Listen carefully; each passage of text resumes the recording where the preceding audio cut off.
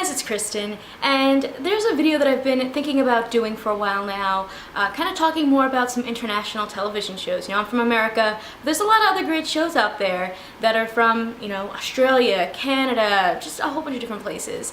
And I figured with July 1st being Canada Day, what better way to kick off this idea than start out with some of my favorite Canadian television shows. I love Canada.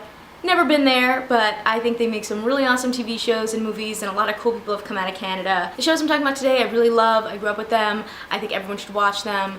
And actually, surprisingly enough, there's definitely some shows on here that you're gonna be like, oh yeah, that's obvious. That's obviously a Canadian show, like Degrassi.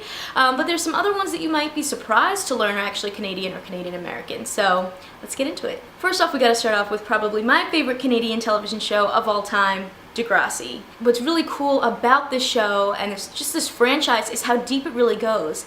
There are upwards of 621 episodes of Degrassi across all the iterations that they've done of the series, and there are 5 iterations. That's right, 5 different iterations of this series from 1979 to now following Canadian teens. There's the kids from Degrassi Street, Degrassi Junior High, Degrassi The Next Generation, and Degrassi Next Class. The history in this franchise is mind-blowing.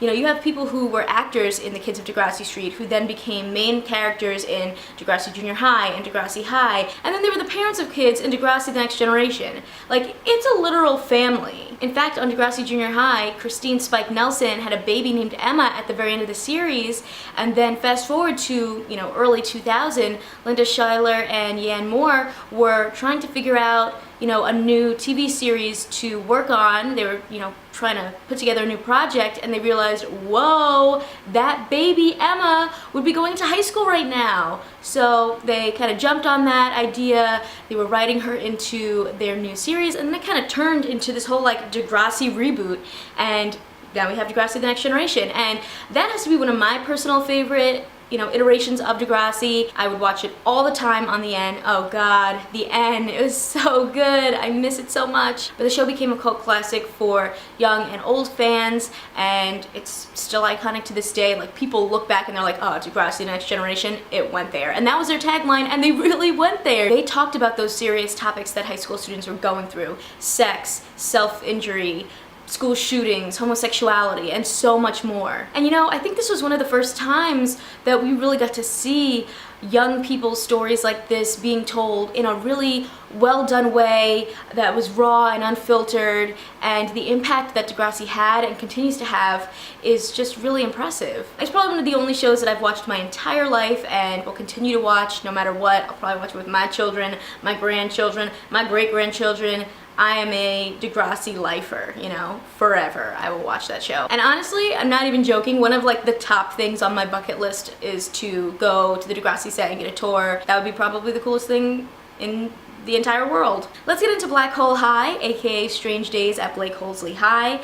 This was a series that lasted 4 seasons from 2002 to 2006, and it kind of centered around these kids at a boarding school. There was these 5 friends. Josie, played by Emma Taylor Isherwood, who was kind of, she was the new girl in school, but she kind of became the leader of the group, I would say. There was Corinne, played by Shadia Simmons, who you might know from The Color of Friendship, from Xenon the Sequel, Life with Derek, and she was the brains of the group of friends. There was Lucas, played by Michael Cedar, who was on the Zach Files, Life with Derek, Degrassi Goes Hollywood, Naturally Sadie, and he was a little bit more nerdier. He was the conspiracy theorist. There was Marshall, played by Noah Reid, who was on Degrassi The Next Generation, Naturally Sadie, and he's currently on Schitt's Creek, and he was more of like the fun-loving social guy. And then there was Vaughn, played by Robert Clark. He's actually Daniel Clark from Degrassi's younger brother, and he was on the Zach Files and Life with Derek, and he was at first kind of like a bully sort of, but then, you know, he really became part of the group. And so it was these 5 friends and their science teacher, Professor Zachary, and they were all part of this science club that was kind of investigating these weird, strange things going on at their high school, most of which was centered around this wormhole and also Paradigm Industries Labs. It's just like this weird, mysterious organization that like had a connection to their boarding school. And there were a lot of fun scientific kind of plot lines going on in this series, from cloning to being invisible. They had like a Groundhog's Day episode where someone relived the same day over and over again. There was a Back to the Future type of episode where they accidentally went back in time and stopped someone's parents from meeting. And that was all just in the first season alone. So I thought it was a lot of fun, and it kind of made science really fun and kind of like a little adventure. A show that you might actually be surprised to learn is Canadian American is one of the greatest 90s Nickelodeon shows of all time. Are You Afraid of the Dark? I love Are You Afraid of the Dark. I remember literally being 2 years old watching that series and loving it. It was a horror fantasy anthology series, and every episode started out with this group of kids that called themselves the Midnight Society. They would go into the woods late at night and tell scary stories. Each person, when they were telling their story, they would start off with like, submitted for the approval of the Midnight Society. I call this story The Tale of the Viral YouTube Video, or whatever, you know, the title. And they would have this bag of dust and they would throw a handful into this campfire and it would like smoke up, and it looked so cool, and then they'd start the story, and that would be kind of like, you know, the part that we were watching as the television show. And there are actually some really cool people who guest starred on Are You Afraid of the Dark, from Melissa Joan Hart to Ryan Gosling to Tia and Tamara. A lot of people who ended up blowing up, which is really cool. And even some of the people from the Midnight Society themselves ended up kind of going on to do bigger things, like Daniel DeSanto was in Mean Girls, Rachel Blanchard was Cher in the Clueless TV show, which I loved. Joanna Garcia Swisher was on Freaks and Geeks. She was on Once Upon a Time. Alicia Cuthbert was in House of Wax, Happy Endings, The Ranch. Vanessa Lengies was in American Dream and Glee. So yeah, a lot of people going on to do some cool stuff. The show aired from 1992 to 1996, and then it was revived in 1999 to 2000, and you know, they kind of switched up the different Midnight Society members.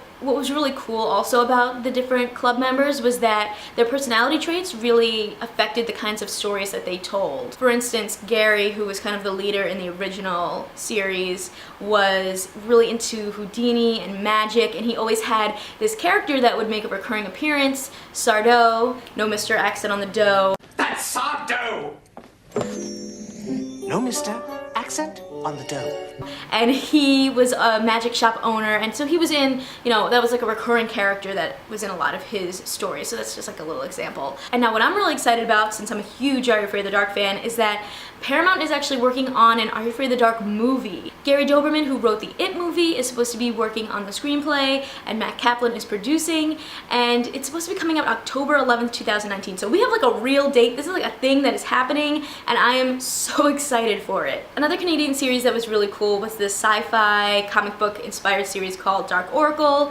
It starred Alex House from Life with Derek and Degrassi The Next Generation, and Paula Brancotti, who was in, you know, Life with Derek, Radio Free Roscoe, Jump In, Degrassi The Next Generation. They played twins, Callie and Lance, who kind of discovered this comic book series called The Dark Oracle that gives them clues about their future. Which sounds really awesome. Like, that sounds so cool. But the comic book world ends up starting to negatively affect their real life world, and it turns out that their comic book alter egos have some hidden agenda going on. As many of you guys might know, I'm a huge comic book fan, a comic book collector, and so this series really appealed to me. And while unfortunately it only lasted 2 seasons from 2004 to 2006, I really enjoyed like the dark mix of live action and comic book style animation that it had going on.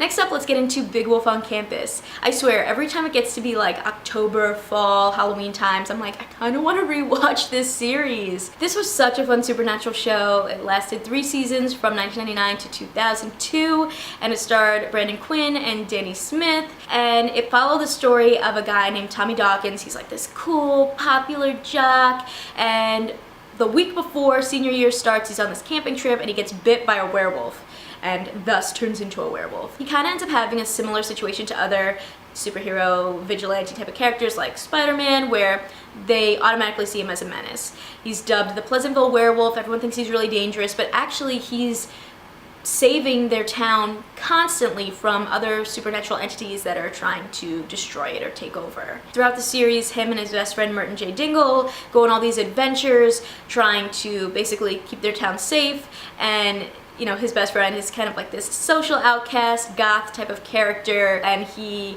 just really is into supernatural, creepy stuff, so he thinks him being a werewolf is really cool. I feel like a lot of times supernatural types of shows are a little bit darker. This is definitely a comedy. You know, it's really funny and just a show that I always have a lot of fun watching. Another show that you might be surprised to learn is Canadian-American is Ed, Edd n Eddy.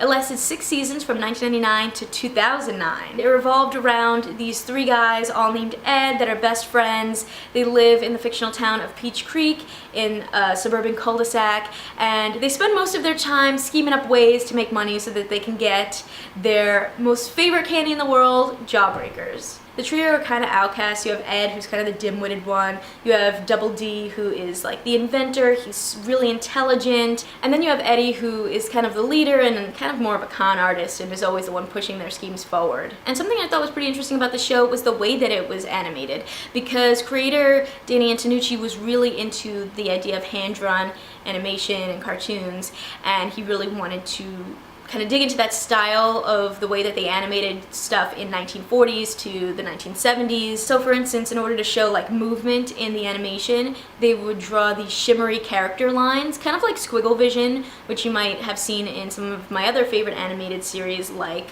Home Movies or O'Grady. And so I thought that was really interesting. And also, I learned that Danny Antonucci was really heavily inspired by his own personal life when creating this show. Like, all of the characters are inspired by people he actually knew. A lot of the personality traits in the Eds are his own. And just like some of the activities and things that they got into were things that him and his own sons were into as well. And I have to say, one of my absolute favorite episodes of Ed, Edd n Eddy was in season 2, Urban Ed. The Eds decide that, you know, suburban living is kind of boring, so they want to bring the big city to their little town, and they make this like whole cardboard box city, and it was really fun. Next up, let's talk about the latest buzz. This was a show that I thought was really fun because it took place in the magazine world. It aired for 3 seasons from 2007 to 2010. The series followed this struggling magazine called Teen Buzz that ends up firing all of their employees and hiring actual teenagers to run the magazine. You had Zoe Belkin playing Rebecca, who is this character who is really kind of the more serious one about journalism. Like, she really wanted to be a journalist and, you know, win a Pulitzer Prize. You had Wilder, played by Degrassi's Monroe Chambers, who was really into sports and gaming. And then Michael was played by Demetrius Joyette, also from Degrassi and the Roxy Hunter franchise.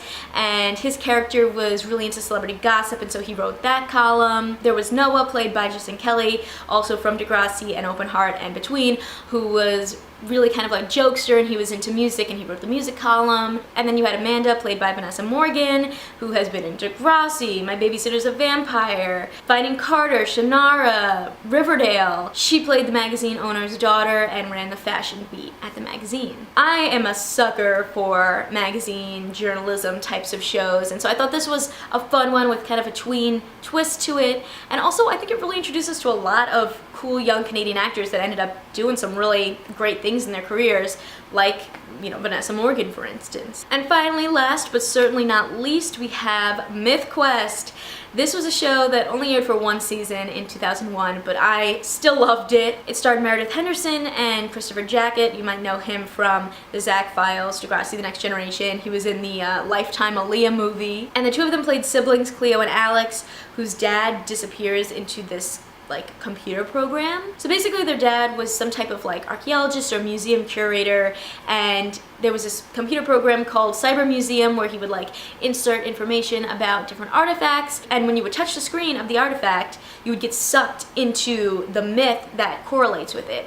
And so somehow their dad got sucked in and is lost within all these myths, and they are going on adventures every week in these different episodes to find their dad. But it turns out that there's way more to it than that. They have this trickster god, Gorgos, who is also messing with them, and as the season goes on, they learn that they really need to be careful of Gorgos and try to keep these myths intact as best they can and not change anything, because his whole plan is to wipe out whole cultures in the real world by corrupting their mythology. So it's kind of like this theme of how culture and the past can affect the present. That is all the shows I'm talking about today. I hope you had fun. I now want to go binge watch literally every single one of these shows. All of them I truly love and recommend you check out. Leave a comment down below and let me know if you've seen any of these shows already, if you have a recommendation of other shows that I should check out. And if you like these list videos, please let me know. I have some other ideas about other international shows or animated shows, or just lists of different shows that you need to check out, maybe movies, books.